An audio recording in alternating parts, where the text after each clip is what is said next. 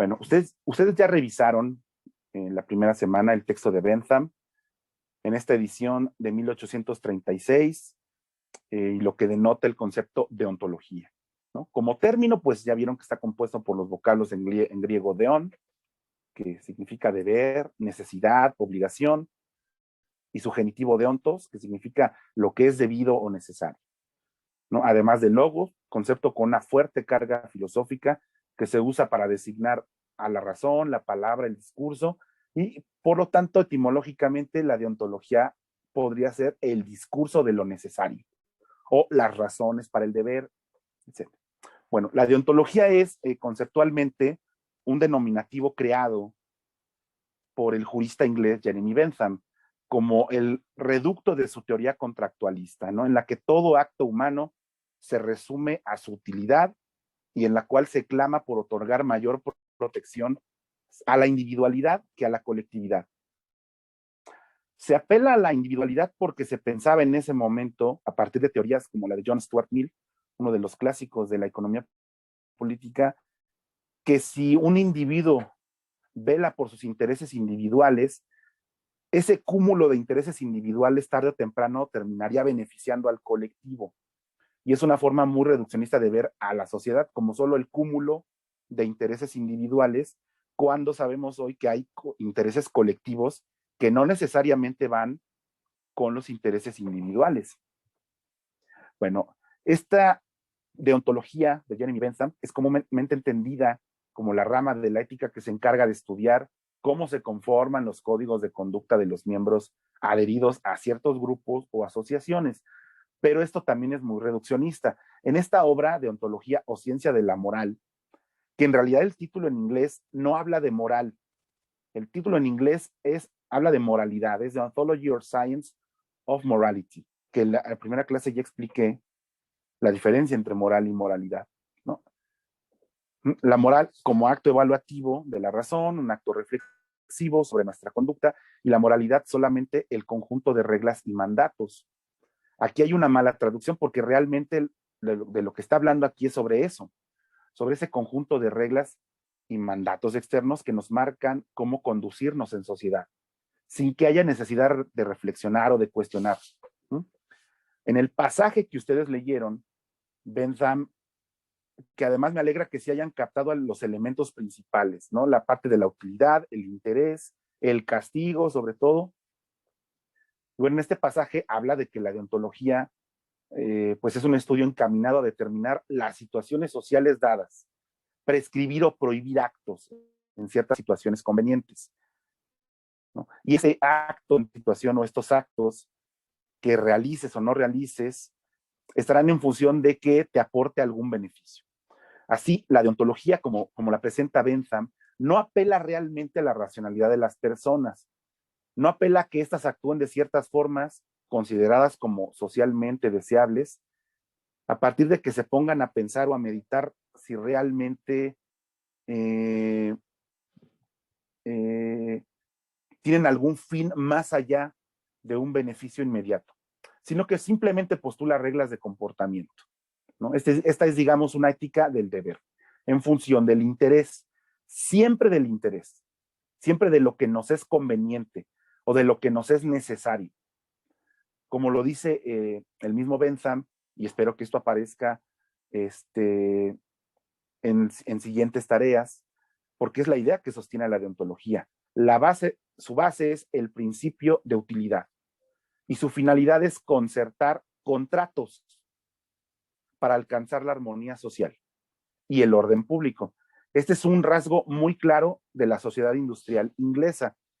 A ver, creo que sí lo vi con ustedes en primer semestre. Vimos rápidamente algunas falacias cuando abordé rápidamente una parte de ética del discurso, y una de esas falacias era la falacia del escocés, que implica tomar un rasgo de ciertas regiones y generalizarlo a toda la población, como decir, bueno, todos los rusos son borrachos, todos los mexicanos son flojos, pero en este caso ese rasgo de utilitarismo sí estaba muy presente en el empirismo, el utilitarismo en la sociedad industrial inglesa. Sí es un rasgo desde su de su manera de operar como sociedad. Y no es gratuito que sus principales pensadores hayan sido empiristas, ¿no? David Hume, John Locke, George Berkeley, y que en el siglo XX el empirismo lógico haya encontrado ahí su asidero. ¿Mm? Bueno, la deontología clásica defiende que la moral, la religión y la política no pueden tener otro principio que el de la utilidad. A ver, y aquí retomo la pregunta que había hecho Jocelyn en esa clase, al final. Jocelyn preguntó acerca de las moralidades religiosas, y es cierto que en una primera instancia pensaríamos que, por ejemplo, la moral judeocristiana pues no tendría que ser tan normativa, tan deontológica, sino más reflexiva y espiritual. ¿Por qué? Porque la moral religiosa tendría que abrevar, en primer lugar, de la teología. Su concepto de moral estaría o tendría que estar sumamente vinculado con el bien y con el ser. Sería una ética más ontológica, o sea, o incluso más metafísica. Por lo que un deontologista diría que pero un deontologista diría que la institución católica históricamente, pues en realidad no le funcionó esta forma de moralización, y que la única forma viable que encontró para regular la vida de las personas, según sus propios cánones, fue la vía normativa. Prohibir, censurar. Ese es lo que un deontologista, lo que una persona a favor de la deontología diría.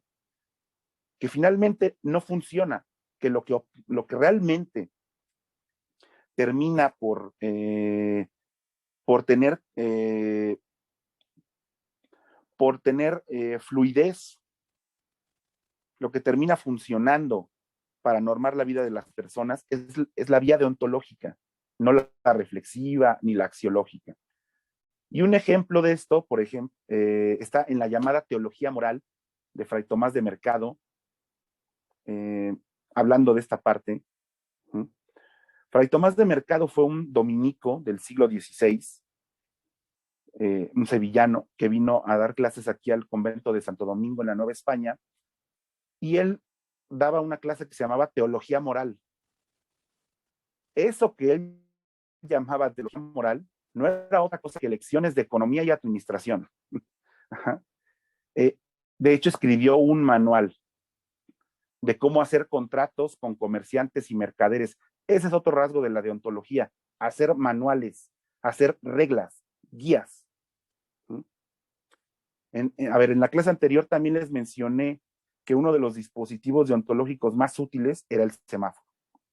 Y quizá una de las razones por las que se ha hecho tan eficiente es también por esta didáctica del color.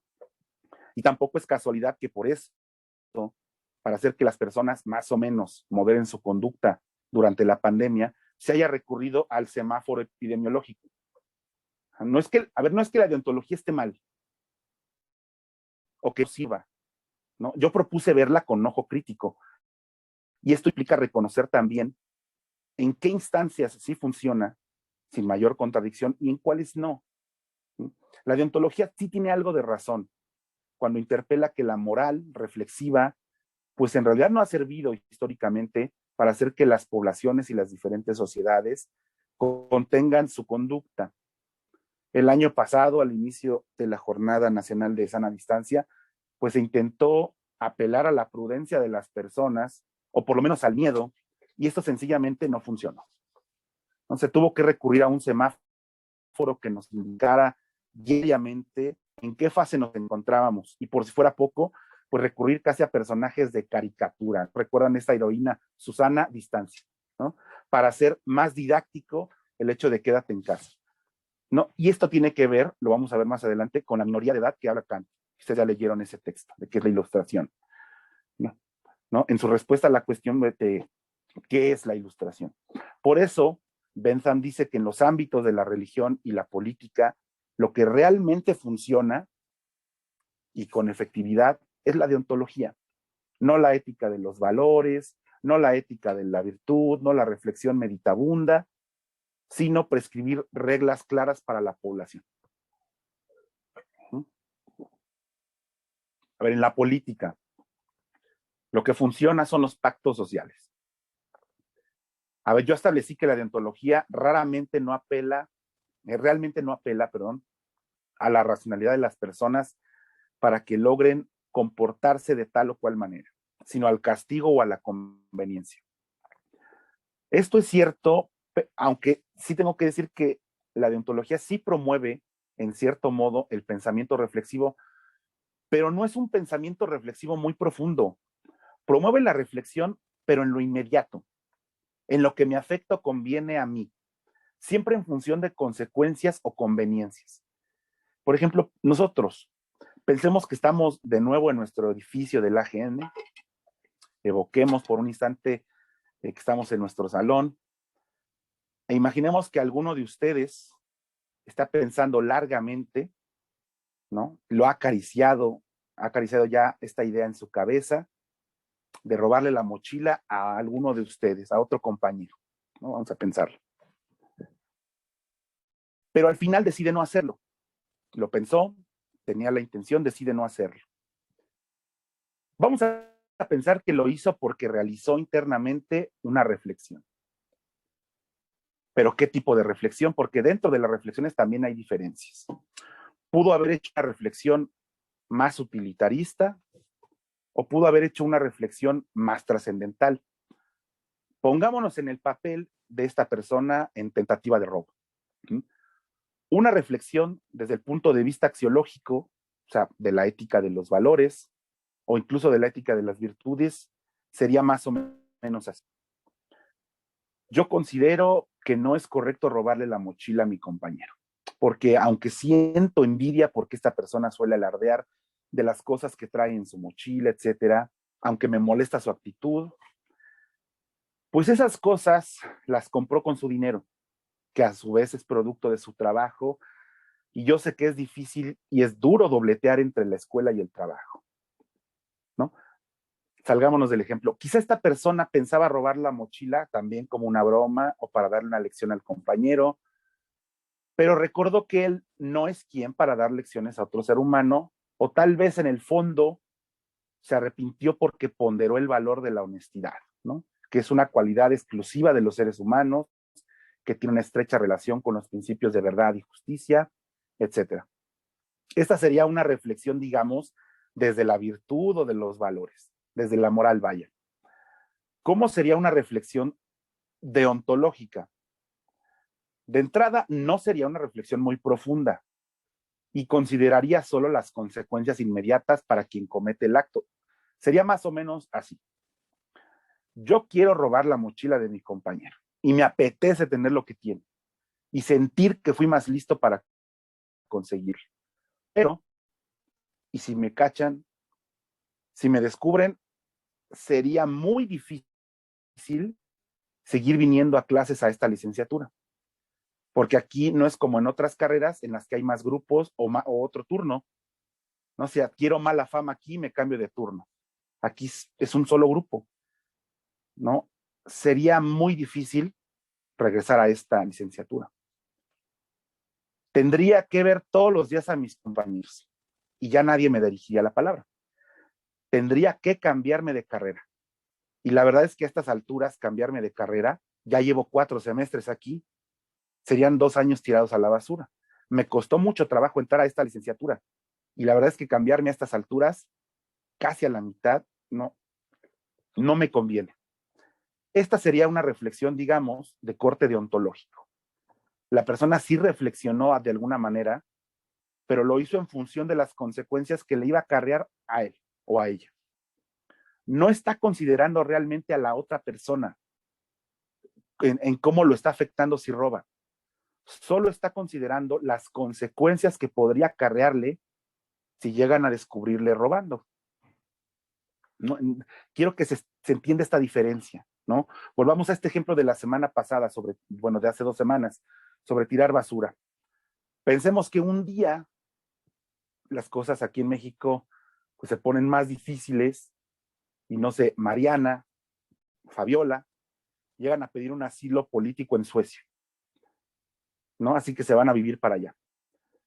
Y un día, caminando en su nueva ciudad, vamos a pensar que están en la capital, en Estocolmo, a Alba se les cae no sé, una botella de algo que venían bebiendo. El primer impulso de ambas es hacerse las desentendidas, irse. Pero dan 3 pasos y deciden mejor levantar lo que tiraron. Aparentemente actuaron del mismo modo y conforme a la civilidad, pero eso no significa que lo hayan hecho por las mismas razones. Y a la ética le interesan las razones. ¿Mm? Tampoco significa que hayan realizado la misma evaluación sobre por qué era mejor regresar y levantar lo que tiraron. ¿No? Pensemos que Mariana lo hizo apelando a una ética axiológica. Pensó, creo que es un acto de poco agradecimiento hacia un país que me ha recibido, además de que este es un espacio público que todos utilizamos y más que dañarlo, debería cuidarlo. Los demás que habitan este barrio merecen respeto, pues simplemente porque son seres humanos. Y esto implica que tienen un límite que se llama dignidad, el cual no debe ser traspasado. Ese es un pensamiento de tipo evaluativo o axiológico, ¿no? Y pensemos que en 3 segundos, rápidamente, Mariana pensó todo esto. Mariana no pensó si la estaban viendo, si habría un castigo, no pensó en valores y virtudes, pero sí hizo una evaluación más trascendental. Ahora, Fabiola quizá reflexionó de la siguiente manera. Uy, se me cayó mi bebida. Mejor camino rápido antes de que alguien se dé cuenta. Total, seguro alguien lo limpiará por mí. Pero, ¿y si alguien me vio? ¿Y si de esas ventanas alguien me está grabando? Mejor regreso y lo levanto, porque creo que en este país la primera vez que tiras basura es una multa muy alta y la segunda vez hasta pagas días de cárcel. Entonces, y además qué vergüenza que me quemen en redes sociales por tirar basura, ¿no? Este sería un pensamiento más deontológico. Y la ética deontológica dirá, bueno, ¿cuál es la diferencia? Finalmente ambas regresaron y levantaron lo que tiraron. Ese es uno de los argumentos más esgrimidos por los deontologistas. Al deontologista no le interesan las razones por las que las personas hagan las cosas, simplemente que cumplan con la ley, que cumplan con las normas. Pero sí quiero que se den cuenta de la diferencia de ambas reflexiones. En una, Mariana piensa en las repercusiones hacia los demás, hacia su nuevo entorno, piensa en cómo va a afectar a los demás. Y Fabiola solo piensa en cómo podría salir perjudicada a ella. No piensa en los demás. Piensa en que quizá pueda hacerse acreedora a una fuerte multa o que su reputación puede ser dañada en Internet. Vaya, no es la misma reflexión. La reflexión de Fabiola es egoísta. Solo piensa en ella. Es utilitarista, es consecuencialista, es convenenciera, porque solo va y levanta su basura porque sabe que le puede afectar en su reputación, ¿no? Si alguien llegó a grabarlo por miedo al castigo. Y repito, un deontologista dirá, ¿y cuál es el problema? Al final, sin importar las razones, Fabiola fue y levantó su basura.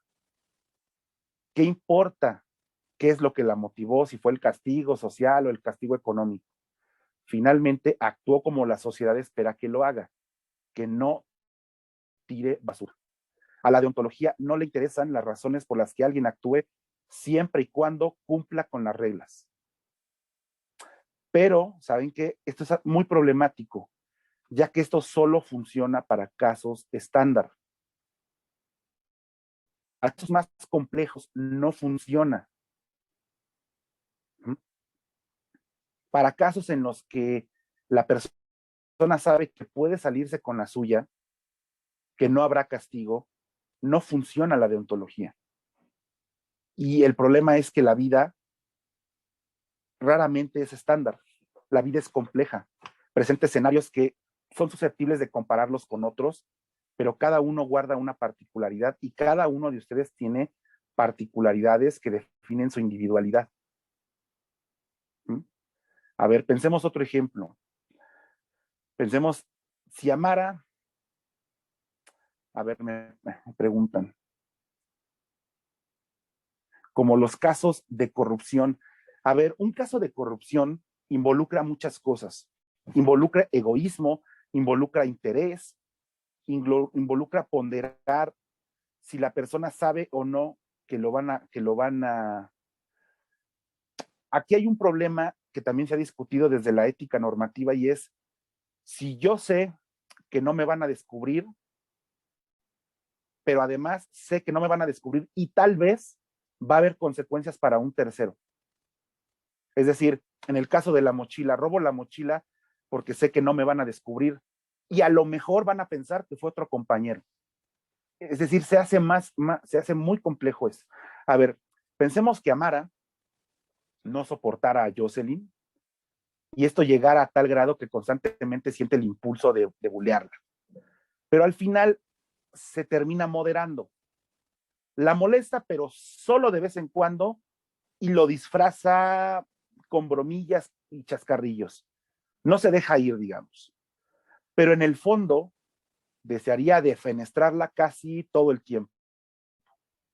Amara se modera, pero no que considere que Jocelyn, pese a parecerle antipática, merezca respeto, porque el respeto no depende de la simpatía. Amara se controla porque no quiere adquirir mala fama entre sus compañeros. Y quién sabe, tal vez hasta alguna vez la necesite, ¿no? Este es otro ejemplo de criterio deontológico. Y esto es lo que promueve Bentham, como ustedes bien lo leyeron, moldear nuestra conducta en función de lo que nos conviene, evitando los castigos, persiguiendo lo que necesitamos, lo que nos es útil. Esta deontología, por lo menos clásica, dirá que Amara está actuando bien porque a pesar de que no congenia con Jocelyn, pues se modera, se calma, aunque sea por interés, aunque sea por miedo a que la critiquen o lo que sea.